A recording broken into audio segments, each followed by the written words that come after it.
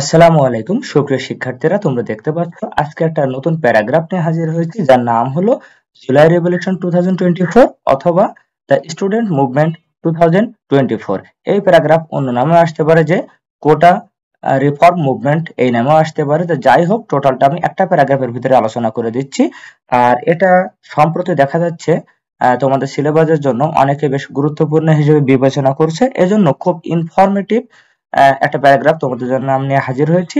এই প্যারাগ্রাফটা আমি যথেষ্ট তথ্য দিয়ে তোমাদের জন্য লিখেছি, আর এইখানে খুব স্ট্যান্ডার্ড ভাষায় লেখা আছে, এবং যারা একটু বড় সেন্টেন্স বুঝতে সমস্যা হয় তাদের জন্য আমি এইখানে আবার সহজ ভাষায় ছোট ছোট সেন্টেন্সে একই জিনিস লিখে দিয়েছি। তো ঠিক আছে, যে চলো আমরা এটা পড়ে তোমাদেরকে ব্যাখ্যা করে দিই। আমাদের হেডলাইন দিয়েছে জুলাই রেভলিউশন, আর প্রশ্নে যদি এর সাথে 2024 যোগ করা থাকে তাহলে তোমরা হেডলাইনে 2024টাও যোগ করে দিবে। তো আর কথা না বাড়িয়ে শুরু করছি। The July revolution of 2024 in Bangladesh. বাংলাদেশে যে 2024 সালে জুলাই বিপ্লব হয়েছে ওয়াজ আ মেজর মুভমেন্ট। এটা ছিল একটা বড় ধরনের আন্দোলন এগেইনস্ট দ্য গভর্নমেন্ট, সরকারের বিরুদ্ধে, and it's unfair quota system in government jobs.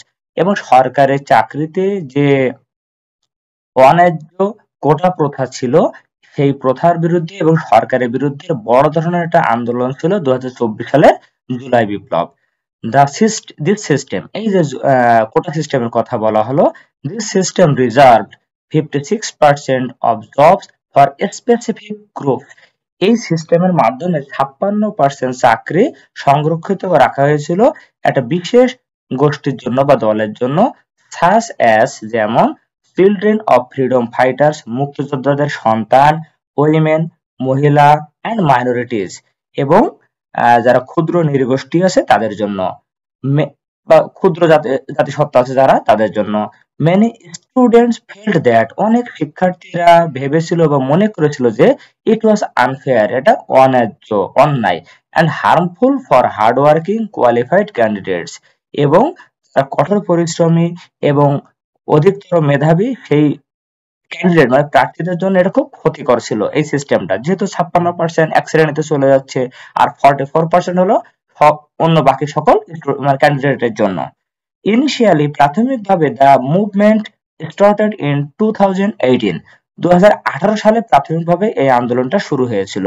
Then the government issued a circular, তখন সরকার একটা পরিপত্র জারি করেছিল in response to the 2018 quota reform movement.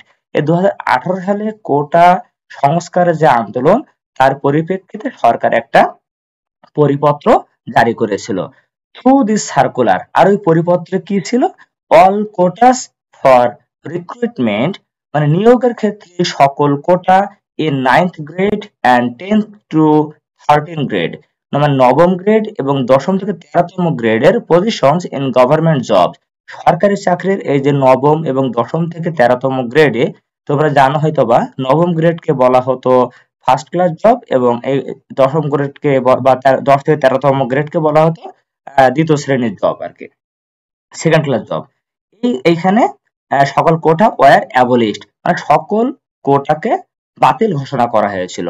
But 1 June 5, 2024, 2024 সালের 5 June, the high court division of the Bangladesh supreme court, Bangladesh supreme কোর্টের high court বিভাগ declared the circular issued by the government on October 4, 2018 as illegal, মানে 2018 সালের 4 অক্টোবর সরকার যে পরিপত্র জারি করেছিল এইটা জুনের 5 তারিখ 2024 সালে সুপ্রিম কোর্টের হাইকোর্ট বিভাগ তাকে ইলিগাল মানে অবৈধ হিসেবে ঘোষণা করে।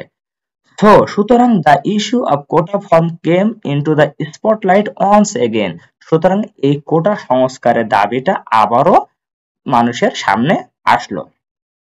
The protest began in early July, এই আন্দোলন বা প্রতিবাদটা শুরু হয়েছিল জুলাইয়ের একদম প্রথম দিকেই, লেড বাই ইউনিভার্সিটি স্টুডেন্টস, আর এটা নেতৃত্ব দিয়েছিল বিশ্ববিদ্যালয়ের শিক্ষার্থীরা।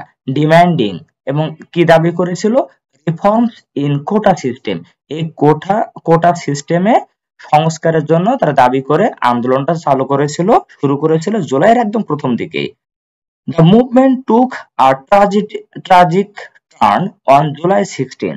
আর এই জুলাই এই আন্দোলনে খুব দুঃখজনক একটা টার্ন একটা পরিণতি হয় জুলাইয়ের 16 তারিখে, when police killed Abu Sayed, a student protester।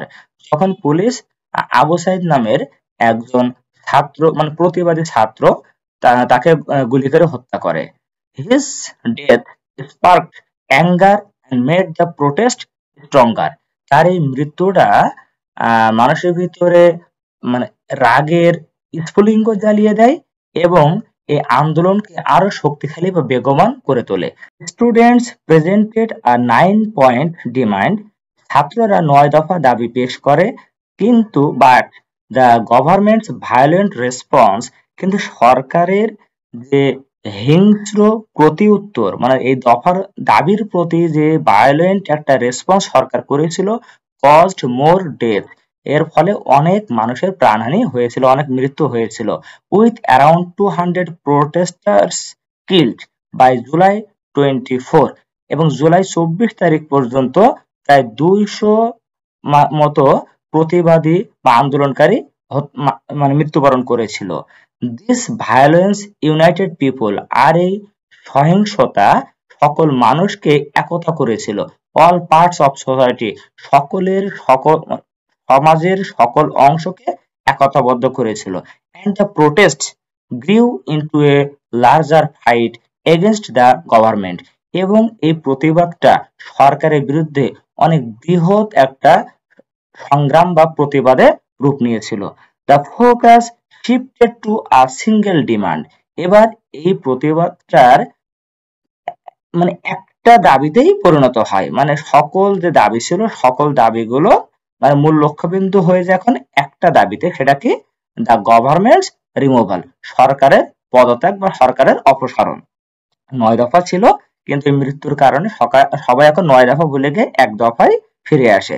After weeks of intense protest, সপ্তাহব্যাপী তীব্র আন্দোলনের ফলে the government was forced to flee on August 5, এবং তীব্র আন্দোলনের ফলে 5ই অগাস্ট সরকার পালাতে বাধ্য হয়েছিল।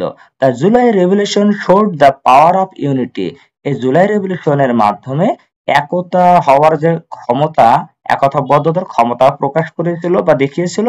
And the people's demand for fairness and democracy, এবং গণতন্ত্র এবং ন্যায়ের পথে মানুষের দাবির যে ক্ষমতা সেটা দেখিয়েছিল।